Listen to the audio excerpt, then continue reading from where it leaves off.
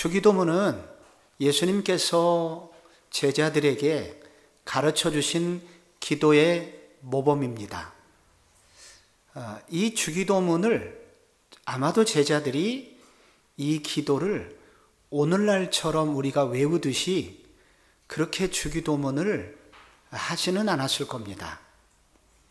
루터는 이 주기도문을 가지고 항상 기도를 시작할 때 이 주기도문을 한 소절씩 묵상하면서 잠깐 머물러서 그 기도를 통하여 하나하나를 생각했습니다.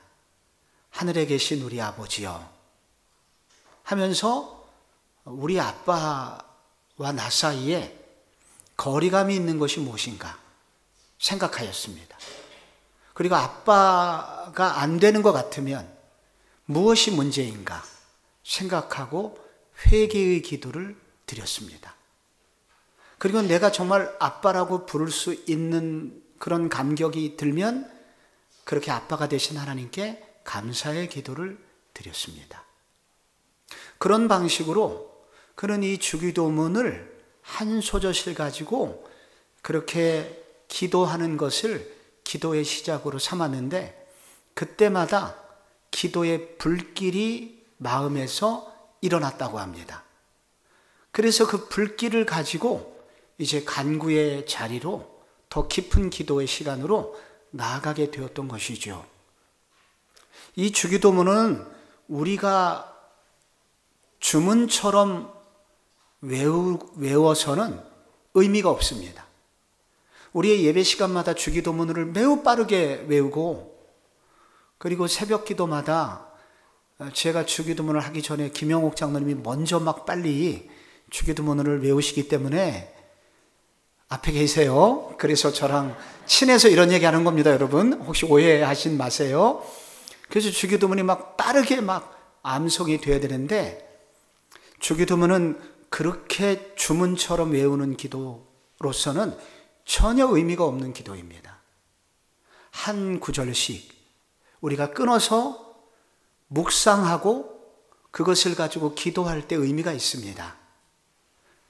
우리는 어느새 이 주기도문 안에 하늘에 계신 우리 아버지여 라는 이 서론의 기도와 대개 나라와 권세와 영광이 아버지께 영원히 있사옵니다 라는 일종의 송영 요 사이에 6개의 기도 제목 혹은 7개의 기도 제목이 구체적인 청원의 기도 제목이 있다는 것을 여러분 아셔야 합니다.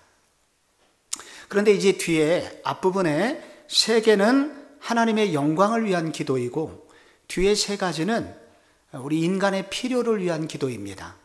인간의 필요를 위한 기도의 첫 번째는 우리에게 일용할 양식을 달라는 기도였고 또 우리에게 죄 지은 자를 사하여 준 것 같이 우리 죄를 사해 달라는 기도였고 그리고 오늘 이어서 드리는 마지막 3번째 혹은 4번째 기도 제목은 우리를 시험에 들지 말게 하시고 다만 악에서 구하소서라는 기도를 지금 묵상할 차례가 되었습니다.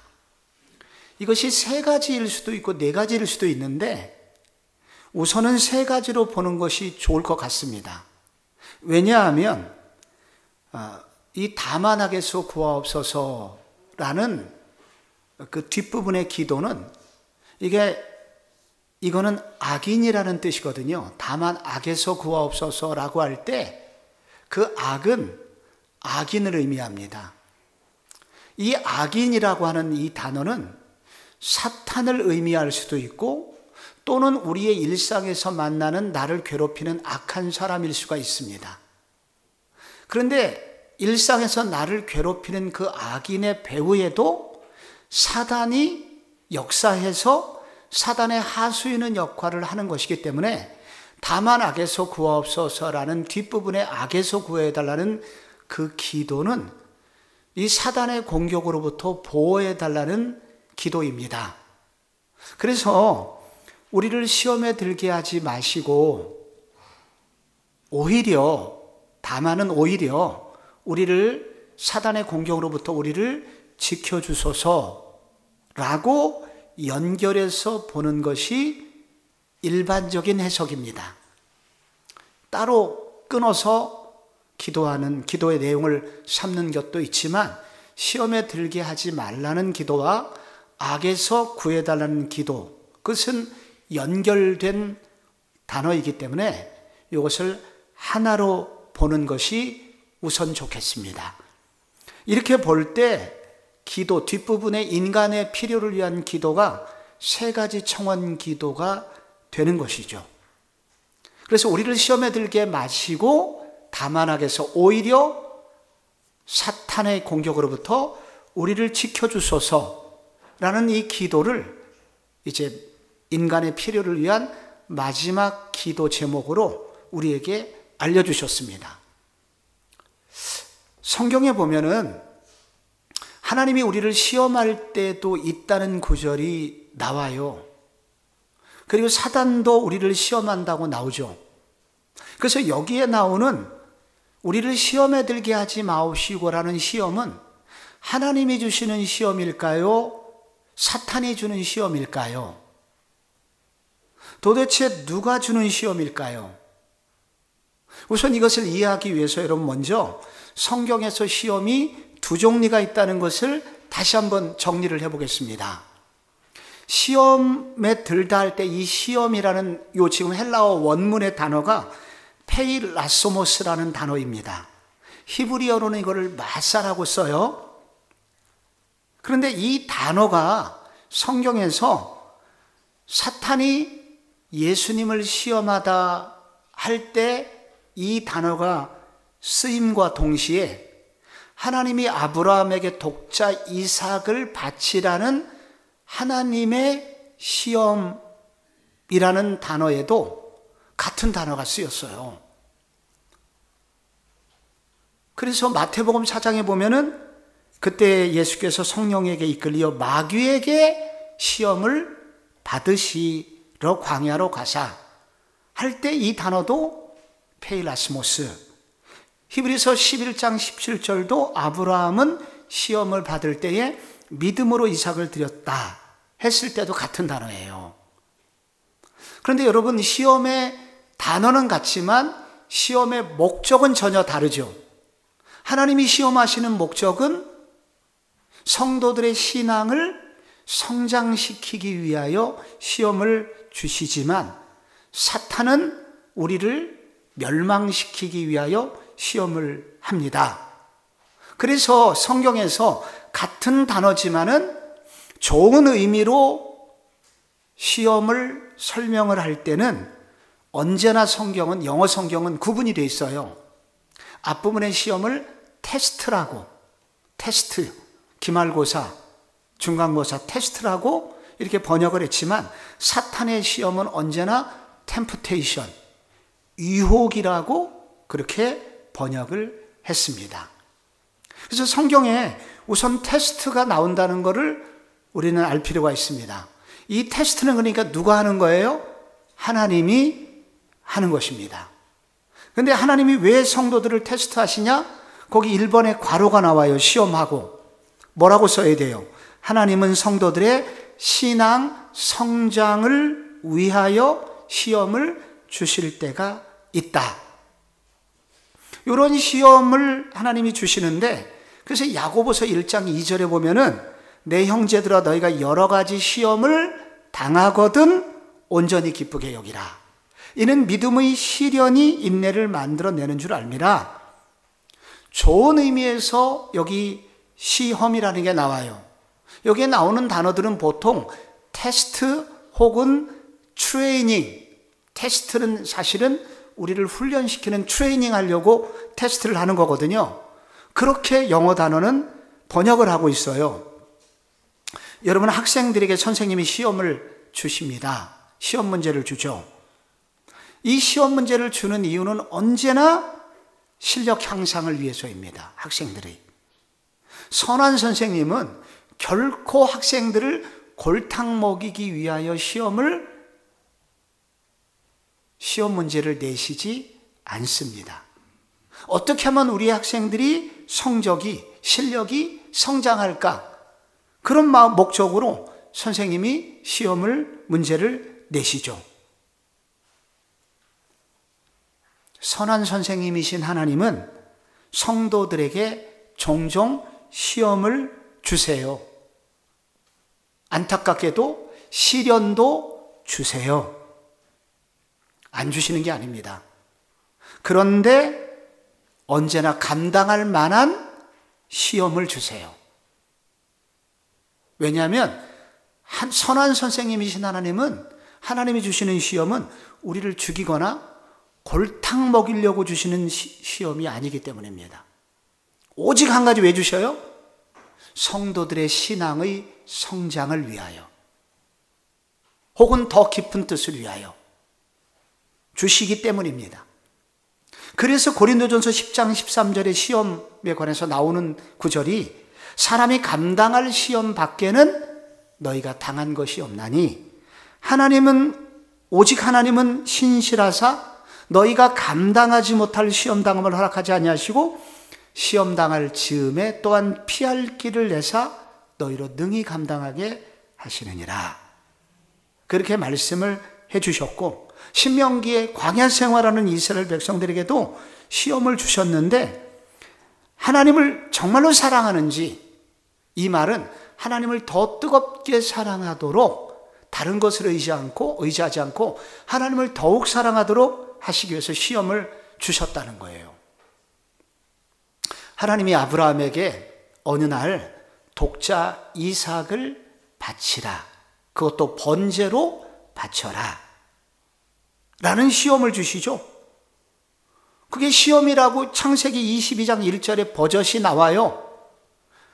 그 이후에 하나님이 아브라함을 시험하시려고 그를 부르시되 아브라함아 하시니 그가 이르되 내가 여기 있나이다.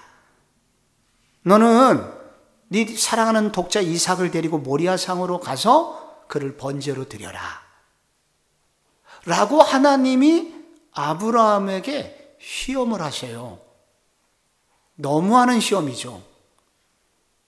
아니, 100세 때 얻은 아들, 그것도 독자, 주시지나 말지, 그 아들을 번제로 드려라. 이 부분은 많은 묵상을 우리에게 하게 해요. 아브라함이 결국 이 시험을 치르기 위해서 모리아산으로 움직이는데, 여러분, 이런 일을 시키는 신들이 이방인 신들 중에서 있었어요. 하나님도 그런 신인가? 처음에 생각했을 수도 있습니다. 근데 아브라함이 왜 이 시험에 순종하여 모리아산으로 갔냐면, 늘 나타나시던 그 하나님이 너무나 분명하게 그에게 말씀하셨기 때문에, 그래서 아브라함이 이것이 하나님으로부터 온 시험이라는 것을 부인할 수 없어서 그 시험을 치르기 위해서 모리아산으로 갑니다. 근데 아브라함이 그 시험을 통과하잖아요? 왜 아브라함이 이 시험을 통과할 수 있었냐면, 그 전에, 이 시험이 있기 전에 하나님이 아들에 대한 약속을 주시면서 하신 약속이 있거든요. 그 약속은 뭐냐면, 내가 너한테 네 몸에서 날 자를 반드시 네 후계자가 되게 할 거야 라는 약속을 주시거든요. 그게 창세기 15장 4절 중에 하나 봅니다. 그게 여호와의 말씀이 그에게 임하여 이르시되 그 사람이 내 상속자가 아니라 내 몸에서 날 자가 내 상속자가 되리라.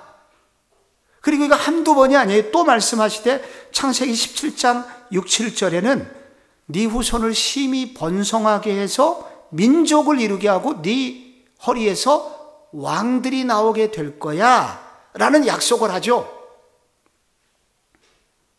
여러분, 그래서 아브라함은 왜 이 시험을 치러 가냐면, 이 하나님께서 이런 약속을 미리 주셨기 때문에, 그렇다면 반드시 이런 약속을 하신 분이 신실하신 하나님이심을 알기에 반드시 이 아들을 번제로 드린다 하더라도 살리실 거야 라는 믿음이 있었다는 거예요. 그래서 시험을 치러 갔다는 것입니다. 그런데 하나님이 왜 아브라함에게 이 시험을 주셨을까요?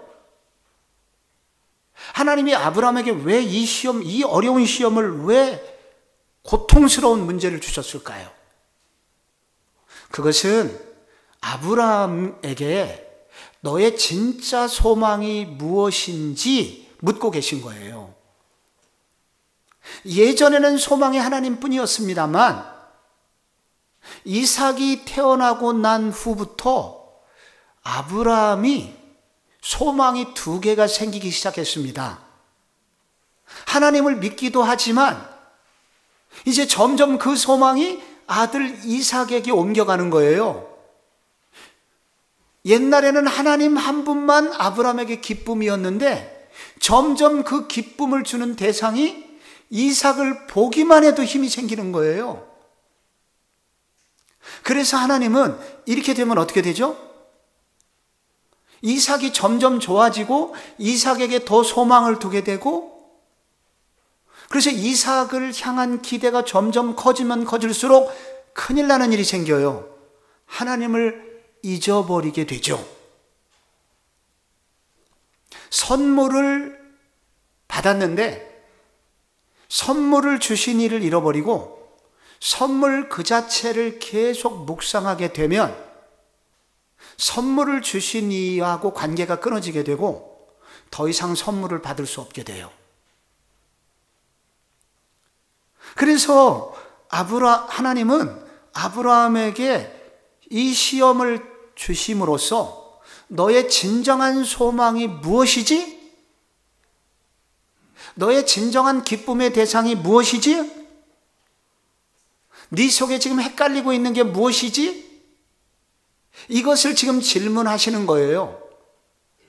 그래서 이 아브라함이 이 고통스러운 시험 앞에서 하나님 앞에 결국 답변하기를 나의 진정한 소망은 하나님뿐이십니다. 나의 진정한 소망, 기쁨은 주님에게만 있습니다. 라고 결국 고백하게 되죠. 이 시험을 통과하게 됩니다. 그때 하나님은 다시 이삭도 주시고 그리고 아브라함에게 이삭까지 책임지시는 또 다른 믿음의 세계를 보여주시고 그리고 약속을 해주십니다. 하나님이 왜 성도에게 시험이라는 것을 주시는가? 이 시험이나 시련이 안 왔으면 좋겠는데 하나님이 우리에게 시험을 주신다는 거예요. 그래서 항상 하나님이 주신 시험은 너의 중심이 어디에 있느냐? 너의 진정한 기쁨의 대상이 뭐야? 나야 내가 너한테 준 선물이야? 질문을 하십니다. 그리고 그 시험을 통과하게 되면 우리가 알지 못하는 놀라운 영적 세계가 열리게 됩니다. 우리 성도들 중에도 종종 이 돈 문제, 전세 사기 비슷한 것, 그리고 우리 삶에 어떤 경제적 손실을 보는 사건들이 우리 성도들 가운데 생깁니다. 그런 것을 저도 상담을 하고 함께 가슴 아파한 적이 있었습니다. 그리고 제 아버님도 서울에 어떤 전세를 들어갔다가 잘못돼서 전세금을 거의 다 날리는 극한 아픔이 있었던 적이 있었고 그것이 가정에서 큰 갈등이 된 적도 있었습니다. 그런데 결국은 이제 그것이 좋은 쪽으로 해결이 됐습니다. 그 아픔을 겪으면서 우리 가족이 다시 한번, 다 믿음의 식구들이라서 다시 한번 주님께서 정리를 해주셨습니다. 너희들 가정의 물질적 주권이 누구한테 있지? 그런 것을 우리 가정에게 질문을 주셨고, 결국은 주님이십니다 라고 고백하게 만드셨습니다. 종종 우리 성도들에게 건강의 문제가 찾아옵니다. 특별히 잘못한 건 아니거든요. 근데 갑자기 어려운 몸에 문제가 생깁니다. 그리고 그 과정을 지나면서 주님은 계속 우리한테 질문하십니다. 네 몸의 주인, 네 인생의 주인이 누구야? 라고 질문을 하시죠. 하나님이 우리에게 시험을 주실 때가 있습니다. 시련을 주실 때가 있습니다. 근데 그것은 전부 다 우리를 무너뜨리시려는 것이 아니라 우리의 신앙의 성장을 위하여 주시는 것이라는 것이죠. 그런데 이 시험 중에 테스트 말고 유혹이 있습니다. 템프테이션이 있습니다. 유혹은 누가 해요? 사탄이 합니다. 근데 사탄이 주는 시험은 언제나 성도를 하나님과 분리시키고 결국은 멸망에 이르게 할 목적을 가지고 있습니다. 그 사단의 시험의 시작이 창세기 3장, 오늘 새벽 기도에 나왔던 얘기죠. 여러분, 창세기 3장에 이렇게 나옵니다. 그런데 뱀은 여호와 하나님이 지으신 들짐승 중에 가장 간교하니라. 뱀이 여자에게 물어 이르되 하나님이 참으로 너희 동산 모든 나무의 실과를 먹지 말라 하시더냐. 이 질문의 의도는 뭐냐면 하나님의 사랑에 대하여 인간으로 하여금 의심이라는 것을 하게 만드는 것입니다. 하나님과 인간 사이에 틈을 만드는 것이죠. 이때 하와가 반응합니다. 여자가 보니까, 나무를 그때 그런 눈으로 보니까 먹음직도 하고 보암직도 하고 지혜롭게 할 만큼 탐스럽기도 한지라. 그래서 선악과를 따먹습니다. 아담에게도 줍니다. 그래서 죄라는 것이 인간에게 들어오고, 그때 상상할 수 없는 죽음의 고통을 그때부터 아담과 하와가, 그 자녀들이, 인류가 겪게 됩니다.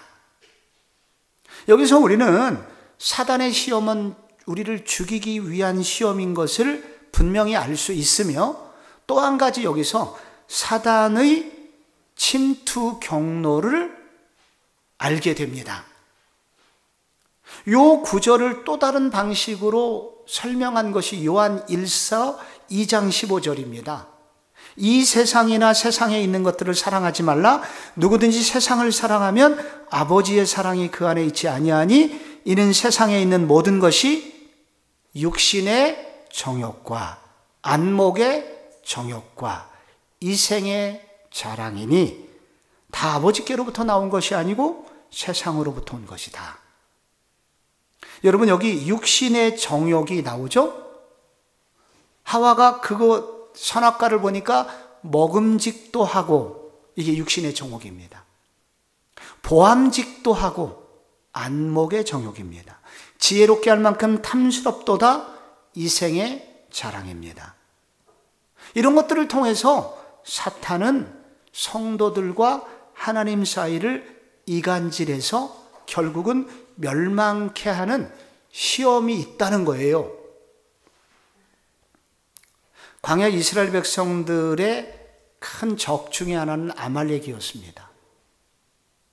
아말렉이 출애굽기 17장에 나오는데, 이 아말렉이 누구냐 할 때 신명기 25장에서 아말렉을 이렇게 설명합니다.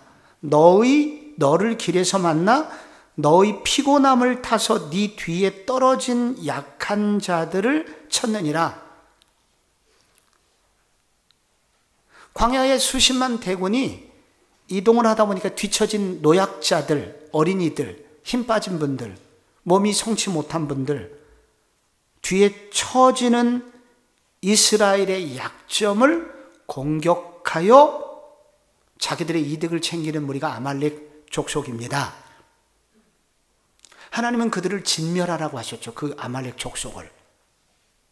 그게 사탄이기 때문에. 이게 신약에 아말렉이 나와요. 신약에도 아말렉이 나오는데 그건 뭐냐면 이제 이스라엘 백성들이 홍해를 건너서 광야길을 갈 때 처음으로 만난 게 아말렉이라는 족속이듯이 세례를 받은 그리스도인들에게 처음으로 접근하는 아말렉이 있는데 그게 바로 마귀이고 그게 바로 육신의 정욕이라는 것입니다. 정상적인 방법으로 아말렉은 돈을 번 것이 아니라 가장 약한 자들을 공격해서 그것을 빼앗아서 정상적인 외교력이나 정상적인 장사로 경제력을 얻은 것이 아니라 아주 치사한 방법으로 수단 방법 가리지 않고 이스라엘 백성들을 무너뜨림으로써 이득을 취했다는 거예요. 사탄의 전형적인 모습이 아말렉이라는 겁니다. 사단은 성도를 어떻게 무너뜨리냐면은 정면 승부를 하는 게 아니라 우리의 약점이나 혹은 공동체의 제일 약한 사람들을 통하여 침투한다는 사실을 알아야 된다는 겁니다. 여러분, 가룟 유다의 약점이 있었어요. 뭘까요? 여러 약점이 있었는데 가룟 유다가 돈을 받고 예수님을 팔았습니다. 가룟 유다는 회개였잖아요. 그래서 가룟 유다는 항상 돈 문제 나오면 예민했어요. 그래서 향유 옥합을 깨뜨린 여인을 향하여 제일 먼저 비난한 사람 가룟 유다입니다. 이거 팔아가지고 가난한 사람을 도와주면 얼마나 좋았겠느냐. 그가 가난한 사람을 생각해서 그 얘기를 한 것이 아니라고 성경에 나옵니다. 가룟 유다는 돈만 보면 눈이 뒤집혔습니다. 이게 그의 약점이었어요. 결국 예수를 팔게 되죠. 삼손의 약점은 뭐였습니까? 여자였습니다. 근데 여자만 보면 또 눈이 뒤집혔습니다. 베드로의 약점은 뭐였을까요? 성질이 급한 겁니다.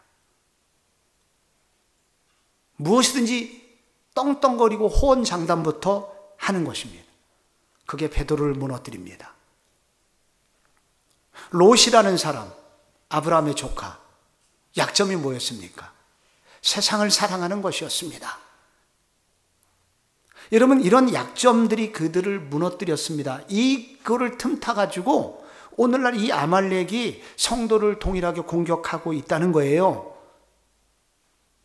그래서 사단의 공격을, 사단의 시험을 이기려면 내가 어디에 약점이 있는지를 알아야 합니다. 나는 어디가 제일 약하지? 돈에 약한가? 성에 약한가? 성질 부리는 거, 혹은 자꾸 의기소침의 반대로 빠지는 거, 성격에 문제가 있나? 내가 세상을 너무 사랑하는 것이 아닌가?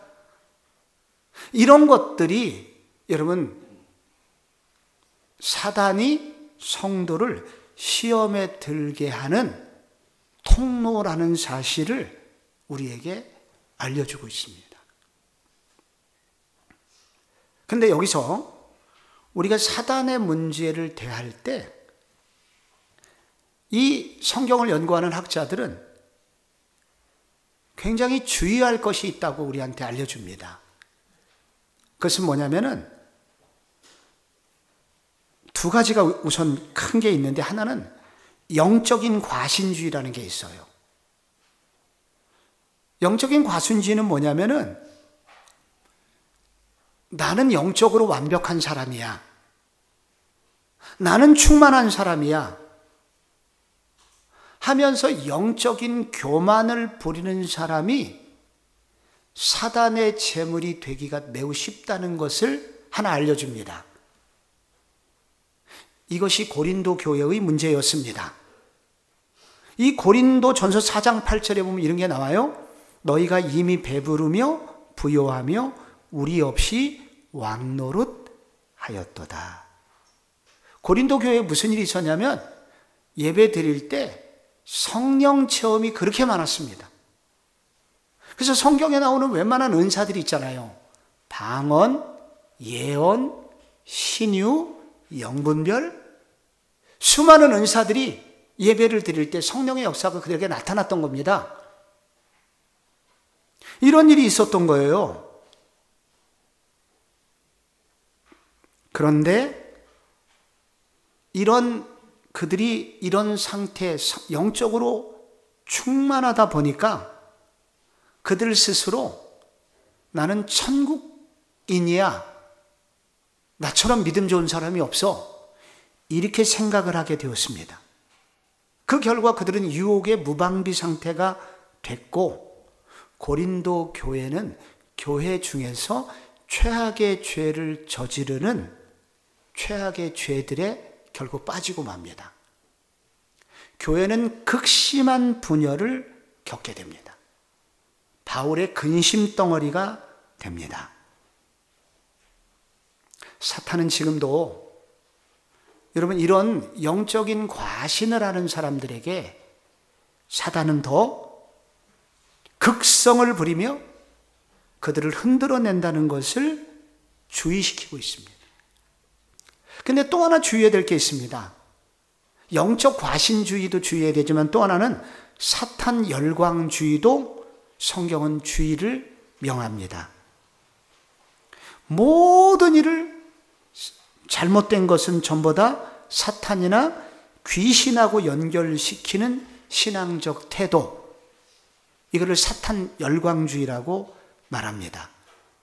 무슨 일만 생기면 귀신이 장난을 친다고 하면서 뱀을 물리치는 휘수 막 내면서 사탄아 물러가라.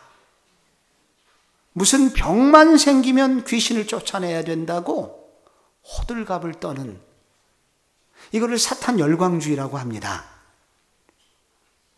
미국의 80년대와 1980년대, 90년대에 피터 와그너라는, 소위 이 사람은 제3의 물결을 주장하는 은사 운동을 주도하던 은사주의 운동가가 있었습니다. 많은 책들도 냈어요.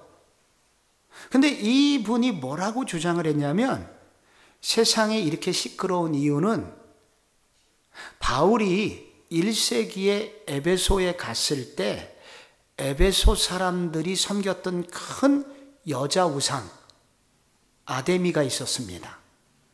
그 아데미 우상을 그때 척결했어야 되는데 바울이 척결하지 못하여 천주교의 마리아 숭배하는 마리아 상으로 그게 바뀌었고, 그리고 피터 와그너가 활동하던 90년대는 이게 찰스 다이애나 황비에게 붙어서 전 세계가 지금 다이애나 열광주의에 빠졌다고 그런 그렇게 주장을 했어요. 제가 지금 신학교 다닐 때 얘기하는 겁니다. 모든 문제를 이렇게, 모든 잘못된 것을 사단에게 연관 짓는 것, 이것도 성경은 주의시키고 있습니다. 사탄은 절대 무소부재하지 않습니다. 사탄의 역사는 제한적이에요. 사탄을 경계해야 되지만 모든 것이 사탄에게 온 것은 아닙니다. 그래서 이런 사탄 열광주의에 빠지게 되면은 도덕적 책임을 자꾸 약화시켜서 무책임한 자가 되게 합니다. 당신 왜 어저께 술 먹었어? 나는 정말 안 먹으려고 그랬는데 사탄이 강하게 유혹을 해갖고 내가 거부할 수 없었어. 나는 기말고사를 정말 열심히 준비하고 싶었는데 귀신이 내 머리에 자꾸 잡생각을 넣어서 졸음마귀가 나를 공격해서 그래서 내가 시험을 못 쳤어. 과도하게 사단에게, 사단 연결시키는 것을 사탄 열광주의라고 합니다. 그래서 건강한 성도의 모습은 뭐냐면 영적 과신주의도 경계하고 책임을 회피하는 모든 것을 사단에게 덮어 씌우는 이런 사탄 열광주의도 주의해야 된다. 이것을 벗어날 수 있도록 해주신 것이 뭐냐? 주기도문입니다. 주기도문에 그러므로 위력이 있습니다. 주기도문은 하나님의 시험에도 넘어서게 하는 은혜를 베풀어 주시고 사단의 시험도 이길 수 있는 은혜도 주신다 하는 것을 우리는 다시 한번 배우게 됩니다. 우리를 시험에 들게 하지 마시옵고 다만 악에서 구하시옵소서. 우리가 이 기도를 머물러 서서 깊이 한번 기도한다고 생각해 보세요.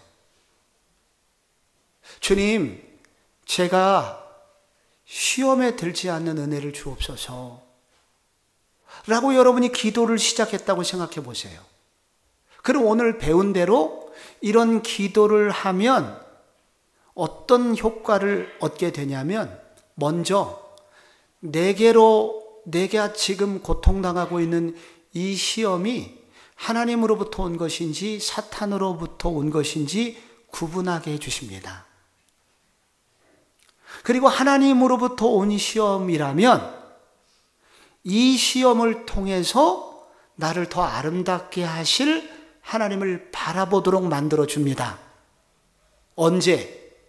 이 주기도문의 이 구절을 묵상하고 이렇게 시험을 이기게 하시는 하나님의 은혜를 바라보게 될 때 우리가 하나님이 주시는 시험을 통과하고 더 좋은 믿음의 사람이 되게 하신다는 겁니다. 여러분, 시편 73편에 보면은 한때 믿음의 사람이 큰 시험에 빠진 적이 있습니다. 성경에 보면은 73편 1절에 이렇게 나와요.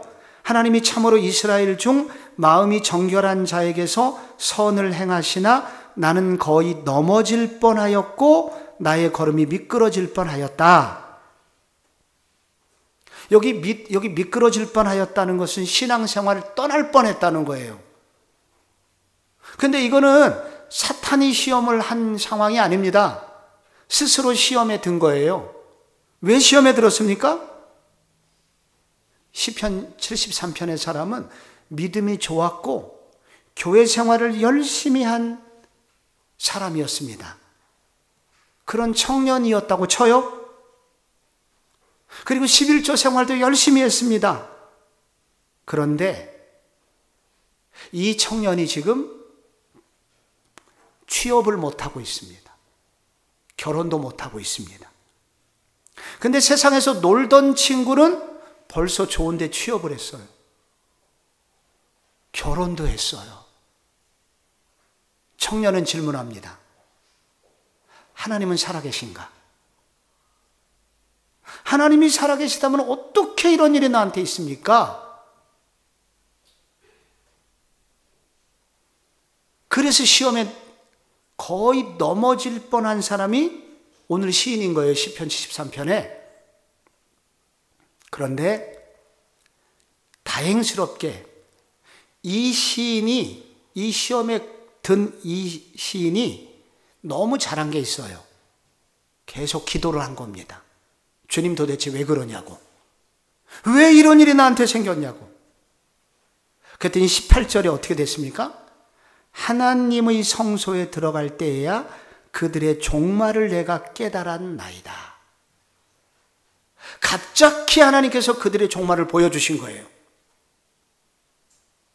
그리고 우리들의 삶은 눈에 보이는 게 전부가 아니라 종말이 있다는 것을 알려주셨습니다. 그 종말의 상황을 영적으로 깨닫는 그 순간 그는 모든 것이 순간적으로 회복이 됩니다. 하나님이 주시는 시험은 이렇게 우리가 계속 기도하는 동안 반드시 극복되게 되어 있다. 하나님이 주시는 시련은 결국은 우리가 기도하면 하나님이 알려주시고 방법을 가르쳐 주시고 그 이유가 무엇인지 알려주신다는 거예요. 그래서 우리가 시험에 들게 하지 마시옵고 할 때, 주님, 요즘 나한테 이런 시험이 왔습니다. 이게 어디로부터 온 것입니까? 라고 하나님 앞에 기도하면 어떻게 해요?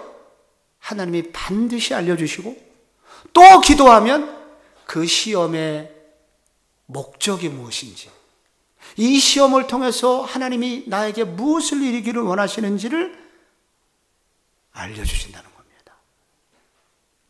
그래서 이 기도가 중요합니다. 반대로 이것이 사탄에게로부터 온 시험이라면 하나님이 이 기도를 하는 동안에 사단의 세력을 분별하는 분별력을 주십니다. 그래서 이것이 하나님의 시험이 아니라 사탄의 공격이구나 하는 것을 깨닫게 해주시고 영적으로 예민하게 해주시고, 그래서 이 문제를 하나님 앞에 이 사단의 공격으로부터 막아달라는 기도를 하게 될 때 하나님께서 우리 안에 이길 힘과 하나님이 직접 오셔서 사단을 물리쳐 주시는 은혜를 주십니다. 그래서 이게 베드로를 보면은 베드로가 영적으로 매우 둔감했잖아요. 그런데 베드로는 처음에는 몰랐습니다. 그런데 베드로가 신앙생활을 예수님 승천하신 이후에 그런 기도의 위력을 깨닫게 되고 겟세마네 동산에서 졸고 있었던 베드로가 성령 받기 전에 성령 받은 또 후에 계속하여 기도의 사람이 되게 되죠. 그러면서 그는 사단의 공격이 있다는 것을 알고, 그리고 사단의 공격을 이겨내는 은혜를 체험한 이후에 그의 동역자들에게 부탁을 합니다. 기도할 때 시험, 사단으로부터 오는 시험이 무엇인지 분별하게 하시고 너희한테 이길 힘을 주신단다. 그게 베드로전서 5장 8절이에요. 같이 읽어볼까요? 시작. 근신하라, 깨어라. 너희 대적 마귀가 우는 사자같이 두루 다니며 삼킬 자를 두루 찾나니 너희는 믿음을 굳건하게 하여 그를 대적하라. 이는 세상에 있는 너희 형제들도 동일한 고난을 당하는 줄 알미라. 아멘. 그래서 베드로의 경험이 바로 믿음의 공동체들에게 전해지게 되고 그들도 이 기도에 참여함으로써 사단의 공격을 이길 수 있는 능력을 경험하게 됩니다. 하나님께서는, 예수님께서는 오늘 우리에게 시험에 들게 하지 마시옵고 다만 사단의 공격으로부터 우리를 지켜주소서라고 기도를 하도록 하셨습니다. 여러분, 오늘도 우리 가운데 이 기도가 꼭 있어야 됩니다. 이 기도를 하실 때 여러분 잠깐 머물러 서셔서, 주님, 오늘 제 시험이, 지금 제가 당한 이 어려움이 하나님이 주신 겁니까? 사단이 준 것입니까? 알려주세요. 하나님이 반드시 알려주십니다. 주님, 하나님이 주신 시험이군요. 주님, 이 시험을 제가 잘 통과해서 점금 같은 믿음으로 변화되는 은혜가 있게 하시고 제 신앙생활에 아름다운 약재료만 되도록, 누군가를 고치고 치료하는 약재료만 되게 하여 주시옵소서. 그렇게 기도하시고, 이것이 여러분에게 하나님께서 사단의 공격이라고 혹은 죄의 문제라고 지적을 하시거든 회개도 하시고 죄 가운데 달라붙는 사단도 예수 이름으로 명하여 쫓고, 그러므로 여러분의 신앙생활을 굳건히 지켜나시며 또한 그렇게 지켜주시는 주님의 은혜를 체험하시는 모든 성도님들 되시기를 축원합니다.